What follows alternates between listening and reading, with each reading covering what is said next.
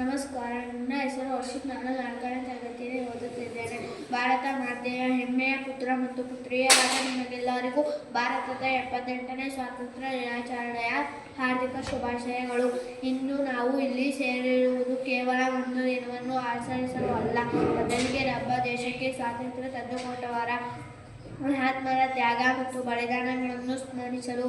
ಗಾಂಧೀಜಿಯವರು, ಸರ್ದಾರ್ ಪಟೇಲ್, ಸುಭಾಷ್ ಚಂದ್ರ ಬೋಸ್, ಭಗತ್ ಸಿಂಗ್, ರಾಣಿ ಲಕ್ಷ್ಮೀಬಾಯಿ, ಕಿತ್ತೂರು ರಾಣಿ ಚೆನ್ನಮ್ಮ ಮತ್ತು ಸಾವಿರಾರು ಅನಾಮಿಕ ಹೋರಾಟಗಾರರ ಹೋರಾಟದಿಂದ ನಮ್ಮ ದೇಶಕ್ಕೆ ಆಗಸ್ಟ್ 15, 1947ರಂದು ಸ್ವಾತಂತ್ರ್ಯ ಸಿಕ್ಕಿತು.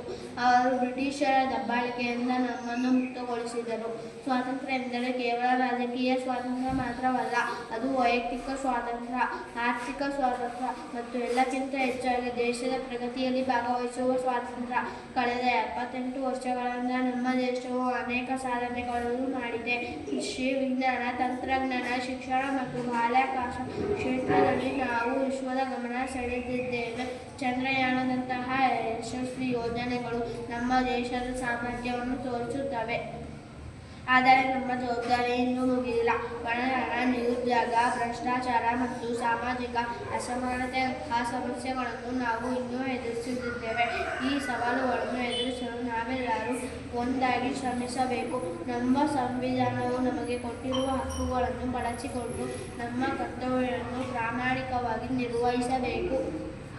ನಮ್ಮ ದೇಶವನ್ನು ಮತ್ತಷ್ಟು ಬಲಿಷ್ಠಗೊಳಿಸಲು ನಾವೆಲ್ಲರೂ ಕೈಜೋಡಿಸೋಣ.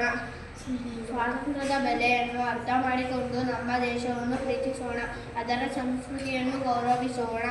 ನಮ್ಮ ಭವಿಷ್ಯವು ನಮ್ಮ ಕೈಯಲ್ಲಿದೆ. ಪ್ರತಿಯೊಬ್ಬರು ತಮ್ಮ ತಮ್ಮ ಕ್ಷೇತ್ರದಲ್ಲಿ ಉತ್ತಮ ಕೆಲಸ ಮಾಡಿದರೆ ನಮ್ಮ ದೇಶವು ವಿಶ್ವದ ಶ್ರೇಷ್ಠ ರಾಷ್ಟ್ರವಾಗುವುದರಲ್ಲಿ ಯಾವುದೇ ಸಂದೇಹವಿಲ್ಲ. ಜೈ ಹಿಂದ್, ಜೈ ಭಾರತ್, ಜೈ ಕರ್ನಾಟಕ.